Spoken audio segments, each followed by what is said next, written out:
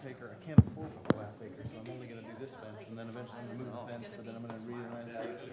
And then I'm gonna add on, like my parents, I had 1,000 square foot home, I'm gonna just double it, right? Like, you did that, but now, it's cheaper to abandon.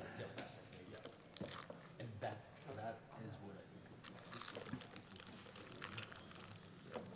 I know you said builders take care of it. Right.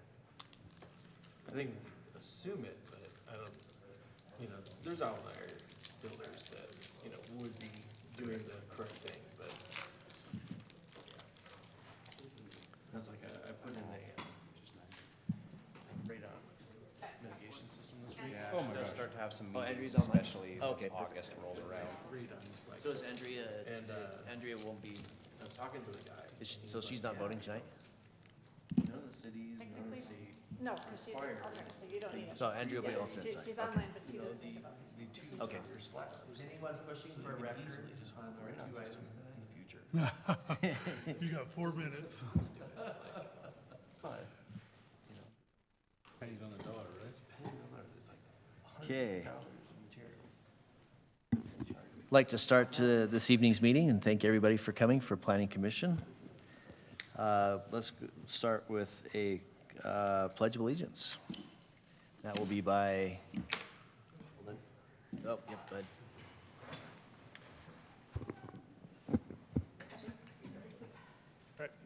I pledge allegiance to the flag of the United States of America and to the republic for which it stands, one nation, under God, indivisible, with liberty and justice for all.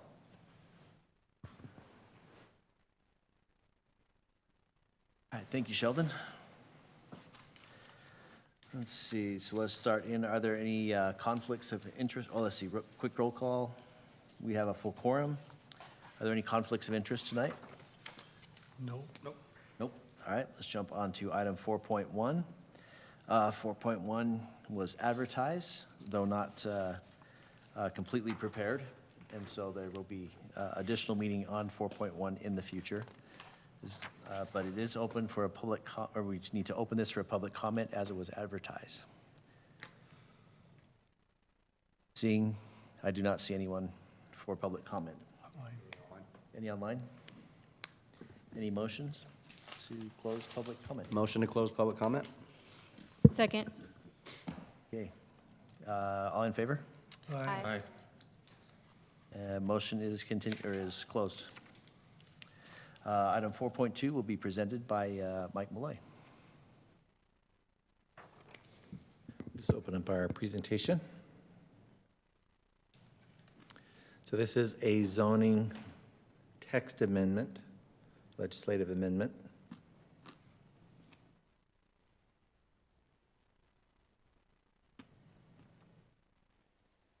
So as the commission is aware, we discussed this item among several others at our joint meeting last month. It was proposed that staff prepare a draft amendment to our agricultural zone. Within that zone type, we deal with full acre, half acre, quarter acre zones. That is not advancing. Here we go. There we go. Okay.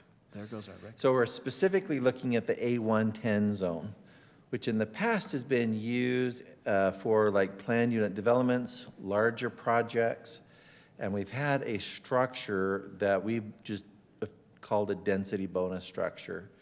Essentially, as a development partner did certain amenities or performed a certain way, there was an opportunity to increase the density up to a maximum of 2.5 dwelling units per acre. The challenge that we have had is that an A110 zone signals a 10,000 minimum square foot lot. In an acre, that means you probably are going to get 4 units per acre or close to 4 units per acre after you dedicate roadways. And as you can see under our density bonus structure, you could never even get close. It was 2.5. On, again, larger projects, it made sense because we always have had some areas that were not developable. Riparian areas, steep slopes, different things. So over time, there's just been an emphasis of just, or the idea of why don't we just do straight quarter acre development in the A110 zone. This was one of the properties in, at least it was advertised for Denali Estates. You know, you still get a generous size home on a 10,000 square foot lot. So the objective of this is to simplify the subdivision regulation, improve predictability, both for the developer, the property owner, as well as the neighbors, understanding that the 10,000 square foot rule would be applied. Reduce the subjectivity, which is really important under the changes in state code, how the state is requiring us to do certain red line and review, all based on standards, but the density bonus was all up to discretion of the Planning Commission. And so it kind of blows that model of having that predictability that if a developer or a property owner does certain things, that they have an expectation of getting approval. And then the last one is, this could be a little victory for the city if we were to do this. Any type of changes we make in our zoning code that shows that we are willing to facilitate smaller lots than we had before. 10,000 square foot lot is still a good sized lot, but we can report this in our moderate income housing strategy, that we are working to do things to try and facilitate, you know, more development, potentially even more moderate scale development in our community. So one little victory by Rush, by the way, so I had to throw that in there. So this is the draft ordinance that's before you. You can see that section of the A110 density is all in one certain paragraph, and the table goes away. It's a very clean amendment. That is what is before you tonight. Hey, any questions for Mike? All right, thank you. We will now open the topic to public comment. I have a question for legal. Do I have to read the public comment policy and procedure if we have no comment? All right. The purpose of public comment is to allow citizens to address items in the agenda. Citizens requesting to address the commission will be asked to complete a written comment form and present it to the city recorder. In general, the chair will allow an individual 3 minutes to address the commission. A spokesperson recognized as representing a group in attendance may be allowed up to 5 minutes. This policy also applies to all public meetings.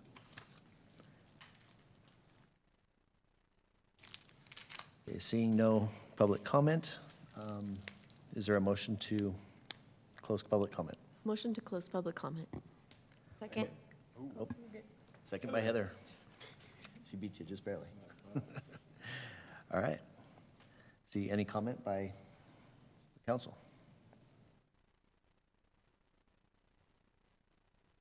Discussion by the commission, I mean. Sense,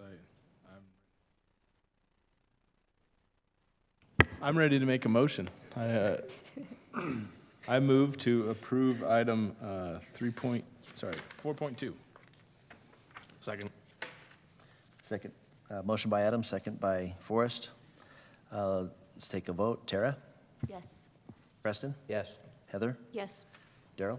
Yes. Adam? Yes. Forrest? Yes. Motion approves unanimous. We move on to item 4.3. Okay. Time over to Michael for presentation. Sorry. This next item was not on the joint meeting, but was initiated by the city council in response to some questions or inquiries from some of our development partners. Now, cities have been recording plats and lots for many, many decades. Settlement of the West, this is an old Harriman plat. But we still modernize or adjust the standards for subdivisions over time. And as I mentioned, it seems like we've had a lot more focus from our state legislature on the whole subdivision review process, trying to streamline it. So there was an issue that arose. Our city attorney reviewed it and proposed an emergency or a temporary regulation with the city council and asked them to adopt a moratorium on this process. And what it specifically is doing is at the preliminary subdivision plat application review, we currently have an ordinance that says every street has to connect to an existing public street. Well, one of our partners had a gap between their subdivision and the nearest existing public street. They needed to cross property that they did not own, but their abutting property owner was willing to work with them. But the exact alignment and the timing and who's going to pay for what just was very difficult, a big burden for something that is a preliminary approval. And so the request from our development partner is, can we change the ordinance to specify that level of commitment is there's a certain portion of the commitment at the preliminary stage, and then essentially the construction level design at the final stage. And so that was what's in your packet. The preliminary, we're going to see an alignment. Like, how do you propose to go from your subdivision to an existing public road? And then we have to see that the property owner that you're proposing to cross has essentially agreed to it, right? So that they're aware of it and they are willing to be a partner. They're willing to allow a road to cross their property to meet this obligation. And then at final, the developer would have to prepare all the civil plans and a roadway dedication plat, so all of that becomes very serious. There's a lot of expense involved in doing that design. But the developer didn't want to have all that expense up front if there was a possibility of not getting approved, or at least not understanding what they'd be approved for. If you go from 40 lots to 35 lots on some of these projects, that's a pretty significant impact on your pro forma and whether or not you can actually afford to build maybe that off-site improvement. So that was the justification for recommending this kind of split approach to this off-site improvement. The other one that came up is we currently have a 2-year vested preliminary approval with the Planning Commission. And this has come up a number of times with the Planning Commission where you've seen requests for extensions. Other cities, that is typical to allow for an extension, but what is usual is a 1-year initial approval and then a 1-year extension for a total of 2 years. We currently have a 2-year approval, and then our language says you can have twice the amount of the original term. So we're up to 6 years potentially on a subdivision approval before requiring it to be platted. So the city attorney said that is just far too long for our own interest. We talked about it with some of our development partners. They said, we're fine if you want to make this change because this is pretty typical among other cities. So that is also included in this proposed amendment, is to make those reductions. So again, the draft is in your packet. This is what was reviewed and recommended or approved by the city council. And so as you just did, you'll need to have a public hearing and then make a motion to recommend to the city council, either positive or negative, or you can also introduce any amendments that you might want as well. Any questions? Okay. Thank you. All right, we would now like to open the meeting for public comment. Anything online? Nothing online? Seeing no comment, propose a motion to close public comment, or So moved. all in favor? Aye. Oh, I don't see it. All right. Any comment by commission?